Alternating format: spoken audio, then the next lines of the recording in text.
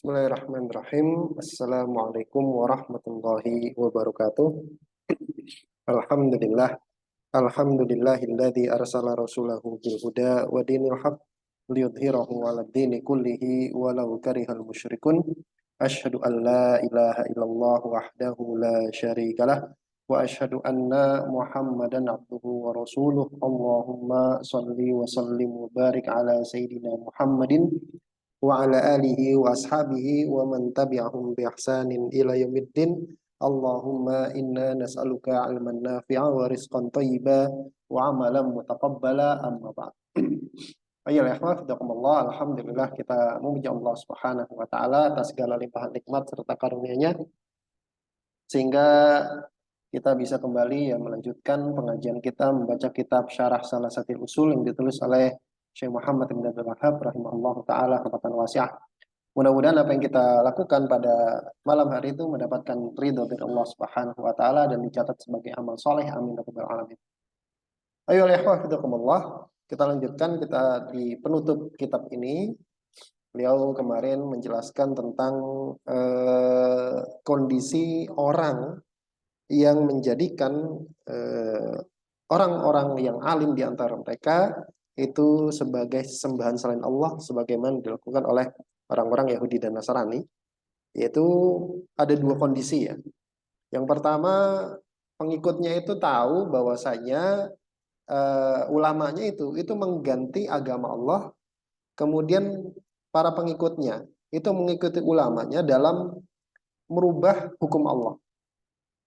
Yang aslinya halal kemudian dibilang haram, yang aslinya haram kemudian dibilang halal. Kemudian pengikutnya ngikut, kemudian meyakini bahwasanya oh iya, yang dilakukan oleh ulama-ulama saya itu benar, meskipun pada hakikatnya nggak benar begitu. Ini sekarang banyak diikuti ya oleh orang-orang Islam, di mana sesuatu yang jelas-jelas haram oleh Allah Subhanahu wa taala kemudian dicari-carikan dalih supaya itu jadi halal atau benar. Ya, kemarin yang lagi rame itu tentang LGBT begitu, itu dicari-carikan celah supaya benar gitu. Itu sama. Itu kondisi yang pertama. Jadi kondisi yang pertama, pengikutnya pun meyakini bahwasanya apa yang dikatakan oleh rahibnya itu benar. Kemudian kondisi yang kedua, atsani, an yakuna i'tiqaduhum wa imanuhum bi tahlilil harami wa tahrimil halal. Keyakinan dan keimanan pengikutnya dalam menghalalkan apa yang Allah haramkan dan mengharamkan apa yang Allah halalkan, kadal ibaratu al-manqulatu anhu, itu seperti inilah ungkapan yang dinukil dari Ibnu Taimiyah, karena ini perkataan Ibnu Taimiyah, itu sabitan, itu benar. Lakinnahum, akan tetapi, ata'uhum fi maksiatillah, para pengikutnya itu mentaati ulamanya karena bermaksiat kepada Allah. Bukan karena bukan karena meyakini bahwasanya apa yang dikatakan ulamanya itu benar dalam mengubah status hukum Allah yang tadinya haram dibilang halal atau sebaliknya, tapi sekedar maksiat, sekedar hawa nafsu. Iyalah, saya tahu itu sebenarnya yang diomongin sama orang itu nggak benar. Dia sedang menghalalkan apa yang Allah haramkan. Tapi saya ngikut aja. Kenapa? Karena hawa nafsu. Karena hawa nafsu. Kama yaf'alul muslimu ma yaf'aluhu minal ma'asil lati ya'taqidu annaha ma'asin fahaula ilahum hukmu amsalihim min ahli dzunub. Maka hukumnya, statusnya bagaimana? Kalau yang pertama, orang yang kemudian mengikuti perubahan hukum tadi, menghalalkan apa yang Allah haramkan, mengharamkan apa yang Allah halalkan gara-gara ngikut ulama dan meyakini kata ulama itu benar, itu statusnya murtad gitu. Kalau yang ini statusnya bagaimana? Maka kata beliau, kama yaf'alul muslimu ma yaf'aluhu minal ma'asi. Ini statusnya sebagaimana orang-orang Islam yang melakukan maksiat. Allati ya'taqidu, yang mana pelaku maksiat itu semuanya meyakini annaha ma'asi, bahwasanya yang dilakukan itu salah, maksiat. Fahaulai, maka orang-orang seperti ini lahum hukmu amsalihim min ahli dzunub, maka statusnya adalah seperti pelaku dosa besar. Jadi kalau mengikuti ulama gara-gara menghalalkan apa yang Allah haramkan, karena meyakini itu benar, itu statusnya murtad. Kalau yang kedua, meyakini apa yang Allah haram, mengubah status hukum tadi, kemudian dia meyakini tidak meyakini itu, cuma sekedar ikut-ikutan aja karena hawa nafsu. Oh iyalah, saya tahu itu salah kok, tapi saya ngikut aja. Maka itu statusnya seperti pelaku dosa besar. Kemudian kata beliau, wa hunaka farqun bainal masail lati tu'tabaru tasyri'an aman wal mas'alatil muayyanati allati yuhkamu fihal qadi bi ghairi ma anzalallah. Kata beliau, dan di sana itu terdapat perbedaan antara permasalahan orang yang dianggap tasyri'an aman sebagai bentuk membuat syariat secara umum, wal mas'alah al muayyanah, dengan permasalahan tertentu. Ini kaitannya dengan orang-orang yang kemudian menerapkan atau menetapkan hukum selain dengan apa yang Allah turunkan. Di dalam Islam kan hukum pencuri potong tangan, hukum pembunuh balas bunuh, kan begitu kan, hukum macam-macam. Kalau misalkan dia bikin cacat orang, maka dibikin cacat balik. Itu hukum dalam Islam. Itu hukum dalam Islam. Itu namanya kisos, ada hudud dan sebagainya. Nah, ada perbedaan antara orang yang menerapkan hukum selain dengan Allah yang turunkan, tapi itu berlaku umum. Berlaku umum artinya dia memang bikin undang-undang. Dia memang bikin hukum, oh iya, ini misalkan ini kode Napoleon gitu misalkan. Ini saya bikin untuk negara saya, dan itu jelas-jelas tidak sesuai dengan apa yang Allah turunkan. Itu namanya tasyri'an aman. Berlaku secara umum untuk negaranya. Wal mas'alah al muayyanah, dengan permasalahan tertentu, per case, per kasus. Allati yuhkamu fihal qadi bi ghairi ma anzalallah. Yang mana seorang hakim itu memutuskan hukum tapi dengan selain apa yang Allah turunkan. Kemarin kasusnya karena disuap misalkan. Harusnya nih orang kena hukum potong tangan, tapi karena hakimnya disuap maka nggak jadi potong tangan. Harusnya orang ini karena membunuh maka hukumannya balas bunuh, tapi karena disuap maka nggak jadi. Nah, itu per case, itu per case. Beda, beda. Li'annal mas'alatil lati tu'tabaru tasyri'an aman. Karena permasalahan yang mana diberlakukan hukum syariat secara umum, artinya dia membuat syariat secara umum, berlaku secara umum. Dia kemudian menjadikan itu sebagai undang-undangnya, la yata'atta fihat taqsimus sabiq. Maka itu tidak termasuk pembagian yang sebelumnya. Kemarin kan ada 3 pembagian ya, ada 3 pembagian tentang orang-orang yang berhukum dengan selain yang Allah turunkan. Wa inna ma hiya minal qismil awwali faqat. Kalau tasyri'an aman, maka masuknya bagian yang pertama saja. Itu yang mana? Ya kemarin ya. Bagian yang pertama yaitu orang-orang yang tidak berhukum dengan hukum Allah, itu ada 3 bagian. Nah itu kalau dia memberlakukannya secara umum, maka masuk bagian yang pertama. Apa itu? Ya silakan nanti dilihat lagi. Karena ada rekamannya. Li'anna hadza al-musyarri'a tasyri'an yukhaliful islama. Innama syarra'ahu li'tiqadihi annahu aslahu minal islami wanfa'u lil ibadi kama sabaqat al-isyaratu ilaihi. Karena si pembuat syariat tadi itu dia menyelisih hukum Islam, tidak lain dia membuat undang-undang tersebut karena dia meyakini bahwasanya itu lebih baik daripada Islam dan lebih bermanfaat untuk orang-orang. Sebagaimana telah berlalu penjelasannya. Ini sebenarnya permasalahan ini semua orang harusnya menerima ya. Kemarin ketika ada orang kemudian gara-gara banyak duit kemudian nih harusnya dihukum mati, harusnya dihukumnya balas sama. Itu sebenarnya fitrah manusia ya, fitrah manusia. Orang-orang ketika ngelihat ada kezaliman, itu kan pengennya ya orang yang berbuat zalim itu yang ngerasakan apa yang dia perbuat, kan begitu kan. Kayak kemarin Mario Dandi itu kemudian orang-orang kan pengennya si dia itu ya dibikin kayak gitu juga. Nah itu sebenarnya adalah sesuatu yang fitrah, sesuatu fitrah. Semua orang menginginkan itu gitu. Tapi kemudian karena kemudian dikatakan HAM lah segala macam, akhirnya terjadi kedoliman, ya tetap aja dibiarkan. Nah, itu permasalahan yang memang kemudian sebenarnya itu fitrah manusia, itu diterima oleh orang, harusnya diterima oleh orang. Kemudian kata beliau, wahadil mas'alatu a'ni mas'alatal hukmi bi ghairi ma anzalallah. Permasalahan ini yaitu permasalahan berhukum dengan yang selain apa yang Allah turunkan, minal masailil kubro. Ini termasuk permasalahan besar. Artinya ini bukan masalah enteng, tapi ini sesuatu yang butuh kemudian pemahaman yang sangat dalam gitu. Makanya pembahasan ini ditaruh di akhir di kitab ini. Allati ubtul ya biha hukamu hadal zaman, yang mana para penguasa di zaman ini itu kemudian diuji dengan permasalahan ini. Fa'alal mar'i, maka wajib atas setiap orang alla yatasyarra'a fil hukmi alaihi. Wajib bagi setiap orang untuk tidak terburu-buru menghukumi atau menetapkan hukum terhadap para penguasa tersebut.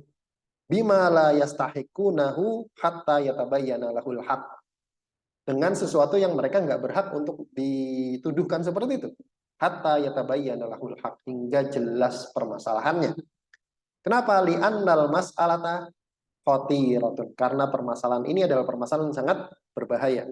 Nas'alullaha ta'ala an yusliha lil muslimina wulata umurihim wa bitanatahum. Semoga kita meminta kepada Allah Subhanahu wa taala supaya Allah Subhanahu wa taala itu memperbaiki urusan kaum muslimin, memperbaiki bagi kaum muslimin para pemimpinnya, wa bitanatahum, dan hati-hati para pemimpin. Kama anna 'alal mar'il ladzi atahu Allahul ilma. Sebagaimana wajib bagi setiap orang yang Allah berikan ilmu, an yubayyinahu liha ulal hikam, untuk menjelaskan status ini kepada para pemimpin. Kita harus ada usaha memang untuk mengatakan bahwasanya bagi orang Islam menetapkan hukum dengan syariat itu sesuatu, itu jadi bagian dalam agama. Jangan dikatakan oh ini tindak terorisme, ini radikal. Enggak. Kita katakan ini bagian dari agama, sebagaimana sholat, sebagaimana puasa, sebagaimana haji, itu bagian dari agama kita. Jadi jangan sampai kemudian kita alergi untuk berbicara tentang permasalahan itu. Tentu dengan cara-cara yang baik kan begitu kan. Tentu dengan cara-cara yang baik. Dan permasalahan ini di negara kita itu sebenarnya bukan permasalahan yang tabu gitu ya. Dulu di awal-awal kemerdekaan, permasalahan ini dibicarakan dengan terbuka, gitu. Dibicarakan dengan terbuka. Bahkan pahlawan-pahlawan nasional pun banyak yang mengusahakan ini begitu. Jadi ini bukan permasalahan yang tabu. Ini sekarang ada jadi tabu gitu. Jadi bagi setiap orang yang Allah Subhanahu wa taala berikan ilmu, itu hendaknya dia punya tanbih, bisa memberikan nasihat lah kepada para pemimpin, litakumal hujjatu alaihim, supaya hujjah itu sampai kepada mereka. Jadi ilmunya nyampe. Wa tatabayyana al mahajjah, dan supaya mahajjahnya, supaya tujuannya itu menjadi jelas. Fayah laku man halaka an bayyinatin wa yahya man hayya an bayyinatin. Maka menjadi binasalah orang yang binasa karena dengan bukti, dengan penjelasan, dan menjadi hiduplah orang yang hidup karena juga dengan bayinah, dengan penjelasan. Wala yahkiranna nafsahu an bayani. Kemudian kata beliau, dan hendaknya orang yang punya ilmu itu jangan merasa rendah diri an bayani, untuk menjelaskannya, nggak usah minder. Ini sesuatu yang biasa gitu. Bahkan di kuliah-kuliah hukum mungkin ini dibicarakan secara terbuka.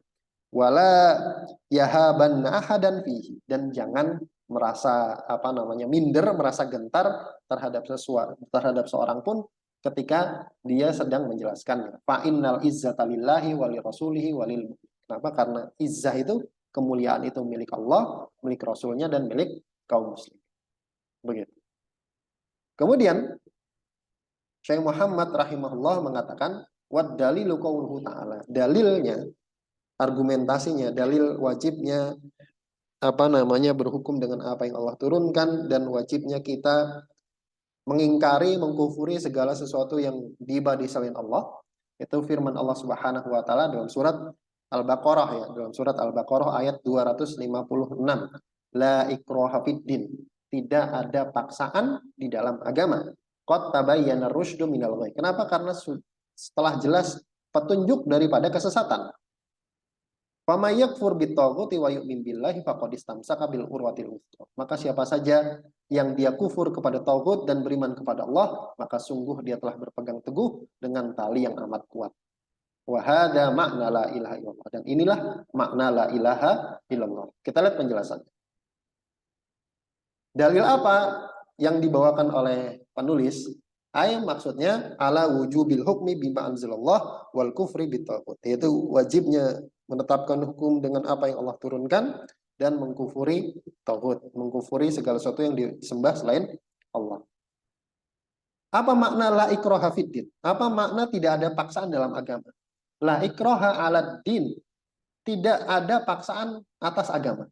Kenapa? Lidzuhuri adillati. Karena dalil-dalilnya itu sudah sangat jelas, terang benderang.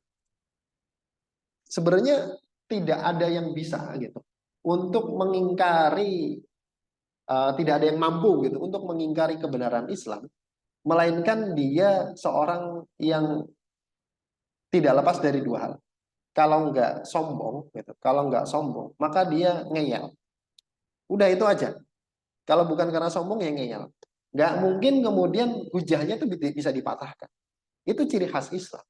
Ciri khas Islam itu dari awal dia belak-belakan dan terang-terangan, gitu kan. Ketika turun apa namanya ayat pertama, ayat kedua itu sudah langsung belak-belakan, belak-belakan. Ayat kedua, ayat wahyu kedua yang turun kan surat Al-Mudaththir, ya ayyuhal mudaththir qum fa'andzir wa rabbaka fakabbir wa thiyabaka fatahhir wa rujza fahjur. Perintah kedua setelah perintah baca, wa rujza fahjur, berhala itu boikot. Itu sudah dari awal itu sudah seperti itu memang. Ciri khas agama Islam itu belak-belakan dan terang-terangan gitu. Maka tidak ada paksaan. Kenapa? Karena jelasnya dalil-dalilnya, wa bayaniha, dan penjelasannya, wa wuduhiha, dan terang benderang. Walihada qala ba'du, walihada qala ba'dahu. Oleh karena itulah Allah Subhanahu wa taala berfirman setelahnya, qad tabayyana rusydu minal ghayy. Karena sungguh petunjuk itu sudah jelas, telah jelas daripada kesesatan. Fa idza tabayyana rusydu minal ghayy. Maka kalau petunjuk itu sudah bisa dibedakan, tabayyana itu terang. Berarti kalau terang itu kita bisa membedakan, sudah bisa terbedakan. Mana yang sesat, mana yang petunjuk. Mana yang jalannya selamat, mana yang jalannya nyebur jurang. Orang kalau punya akal gitu, kita dikasih tahu di depan itu jelas-jelas jalan apa namanya nyebur jurang. Kemudian katakan, iya, ke samping kalau mau jalan yang benar itu belok kanan. Kalau lurus nyebur jurang. Kita udah lihat sendiri di depan itu jurang. Kemudian dia milih nyebur jurang. Nah, itu namanya kebodohan yang sangat begitu ya. Kenapa? Karena idza tabayyana rusydu minal ghayy. Kalau petunjuk itu sudah bisa terbedakan daripada kesesatan, fa inna kulla nafsin salimatin. Maka setiap jiwa yang selamat, yang sehat, jiwa yang sehat, berarti sebaliknya jiwa yang sakit begitu ya. La budda an tahtar rusda alal ghayy. Pasti memilih petunjuk daripada kesesatan. Itu kalau jiwanya selamat. Kalau jiwanya sehat, kalau jiwanya sakit, ya mesti memilih kesesatan. Kemudian kata beliau, fama yakfur, kata Allah Subhanahu wa taala kan di dalam ayatnya, fama yakfur bitaghuti wa yu'min billah. Siapa saja yang kufur kepada taghut dan beriman kepada Allah. Bada Allahu azza wa jalla bil kufri bitaghut. Kenapa Allah di dalam ayatnya itu enggak nyuruh beriman dulu baru mengkufuri taghut, segala sesuatu yang disembah selain Allah? Kenapa dibalik? Kufur dulu kepada taghut baru beriman kepada Allah.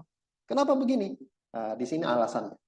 Allah Subhanahu wa taala memulai ayatnya perintah menjelaskan kufur kepada taghut sebelum qablal imani billah, sebelum beriman kepada Allah, li'anna min kamali syai'i izalatul mawani'i qabla wujudi ats-tsawabiti. Karena di antara apa namanya? Bentuk kesempurnaan sesuatu itu adalah izalatul mawani'.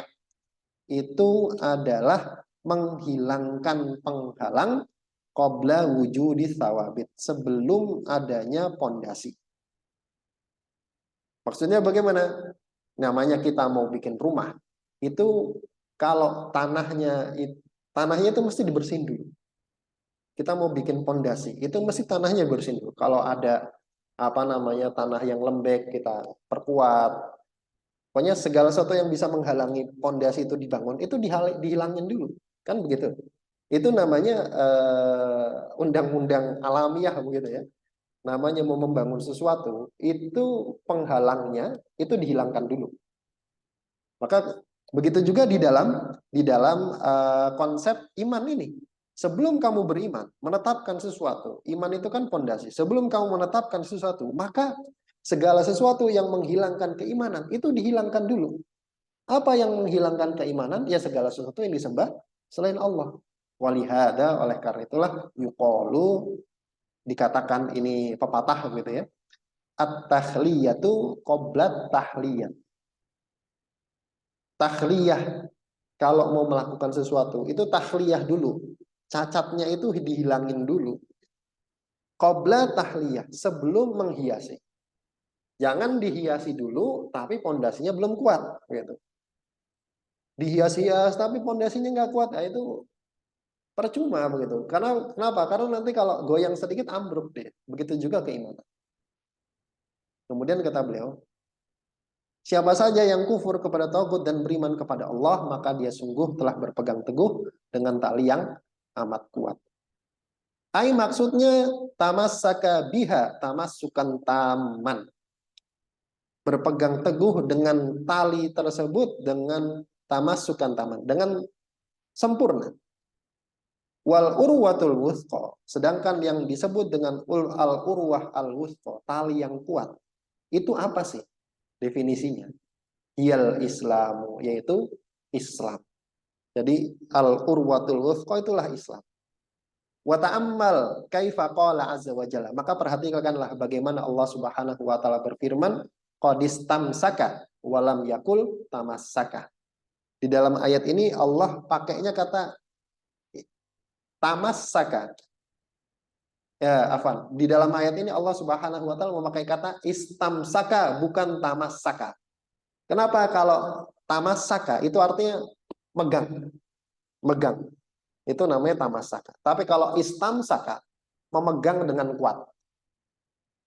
Kenapa? Li'annal istimsaka aqwa minat tamassuk. Karena istimsak, memegang dengan kuat ya pasti lebih kuat daripada sekedar memegang.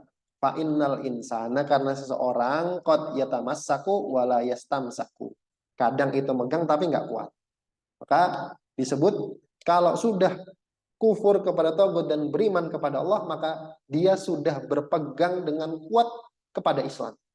Jadi kalau mau Islamnya istiqomah di zaman sekarang, amalkan ini. Yakfur bit Tauhid wa yu'min billah. Kufur kepada Tauhid, beriman kepada Allah. Itu rumus berpegang teguh dengan Islam. Maka kata beliau, wahada makna la ilaha illallah. Dan inilah makna dari la ilaha illallah.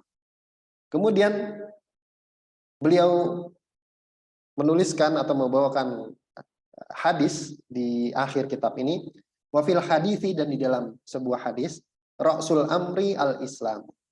Pokoknya atau puncaknya segala urusan itu adalah Islam. Wa amuduhu as-sholah, sedangkan tiangnya adalah sholat. Wa dzurwatus sanamihi al-jihadu fi sabilillah, sedangkan dzirwat atau dzurwah as-sanam, dzurwah itu puncak, sanam itu punuk. Jadi dzurwatus sanam itu bagian tertinggi dari punuk onta. Itu sebenarnya ungkapan aja ya, majas ya, untuk menunjukkan bagian tertinggi dari sesuatu. Bagian tertingginya adalah al-jihadu fi sabilillah. Jihad fi sabilillah. Tep. Apa maksud dari penulis membawakan hadis ini? Aradal muallifu rahimahullahu taala al-istidlala bihadil hadithi ala anna likulli syai'in ra'san. Penulis menginginkan berdalil dengan hadis ini untuk menunjukkan bahwasanya segala sesuatu itu mesti ada kepalanya, mesti ada puncaknya, mesti ada punuknya, mesti ada perkara yang paling pentingnya. Jadi Rasul Amr itu maksudnya perkara yang paling penting. Maka fara'sul amri alladzi ja'a bihi Muhammadun sallallahu alaihi wasallam. Maka perkara yang paling penting yang dibawa oleh Rasulullah itu apa? Al-Islam. Ya, agama Islam itu sendiri. Agama Islam itu sendiri. Kemudian kenapa dikatakan tiangnya sholat? Li'annahu la yakumu illa biha. Karena Islam itu tidak akan tegak kecuali dengan sholat.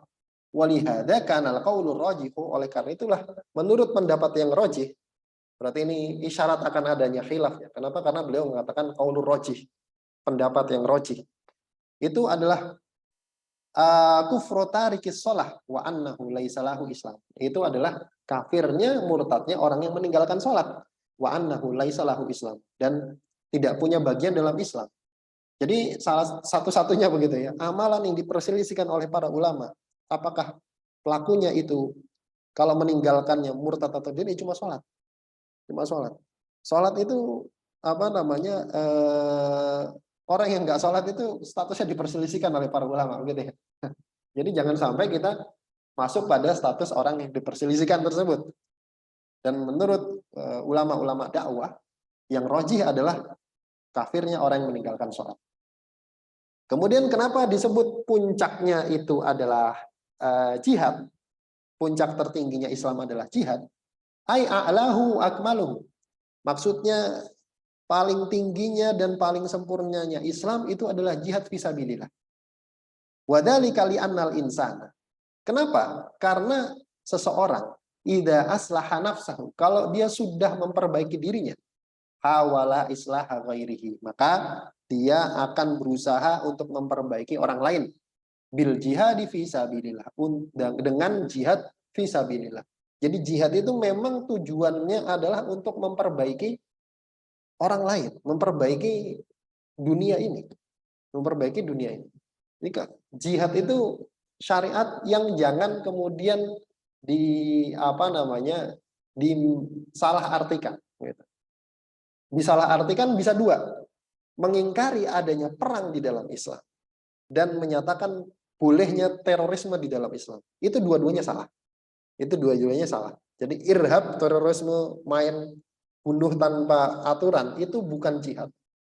Terus mengatakan jihad tidak ada perang, jihad itu yang terbesar begini, itu juga salah, keliru. Itu juga salah, keliru. Jadi jihad itu memang ada. Kita harus benar-benar yakin, saya yakin-yakinnya syariat jihad itu ada di dalam Islam. Jangan kemudian disunat syariat jihad itu. Indonesia nggak akan merdeka kalau nggak ada syariat jihad gitu. Kalau nggak ada syariat jihad, Indonesia itu nggak akan merdeka. Jadi syariat jihad itu kenapa sekarang kok jadi kesannya angker kemudian disunat? Oh itu salah, salah kaprah itu, salah kaprah. Itu salah kaprah. Jadi jihad itu tujuannya adalah islah ghairi, memperbaiki orang lain, memperbaiki pihak lain. Liyakumal Islam, supaya apa? Supaya Islam itu tegak. Walitakuna kalimatullahi yal ulia, supaya kalimat Allah itulah yang tertinggi.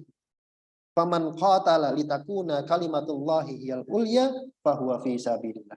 Maka siapa saja yang berperang supaya kalimat Allah lah yang tertinggi, la ilaha illallah itu yang tertinggi, maka dia fi sabilillah, maka dia berada di jalan Allah. Shara dirwatas sanami, dan jadilah jihad tersebut sebagai puncaknya Islam.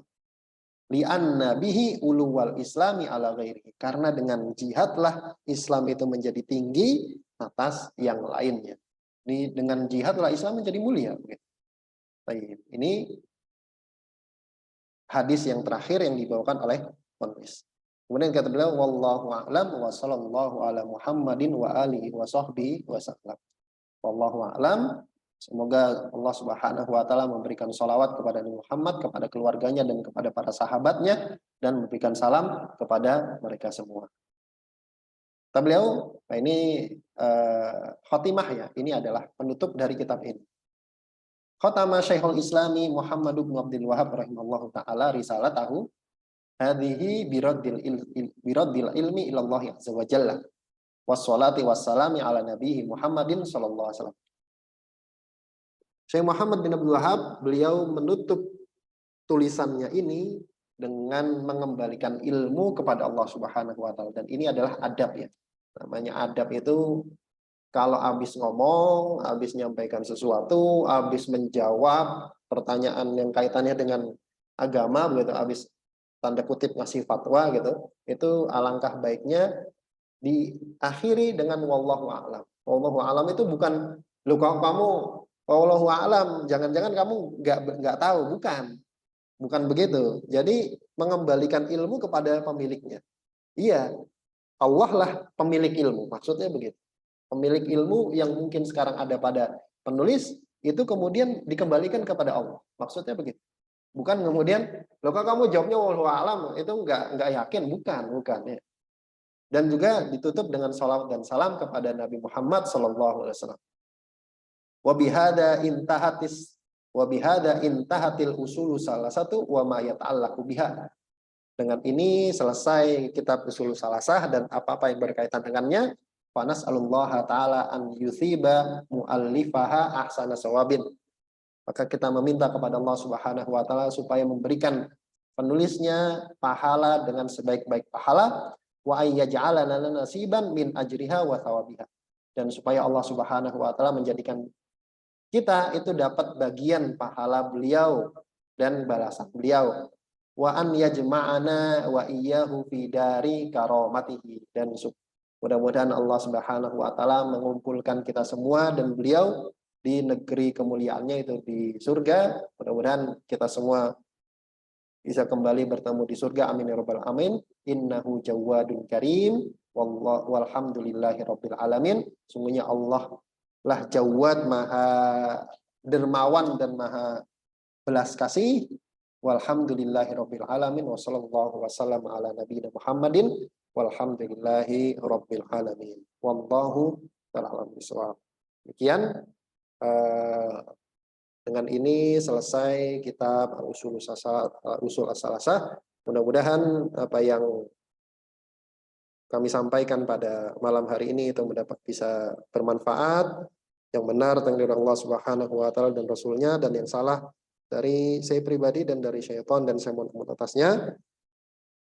Insya Allah setelah ini akan dilanjut dengan kitab Tauhid ya. Mungkin nanti saya konsultasi dulu syarahnya apa yang akan dipakai. Ini insya Allah berlanjut, masih ada kajian tauhid, dan mungkin nanti waktunya akan mungkin bisa berubah atau tidak, nanti infokan kembali. Allahu a'lam bishawab. Demikian, mudah-mudahan bermanfaat. Assalamualaikum warahmatullahi wabarakatuh. Waalaikumsalam warahmatullahi wabarakatuh.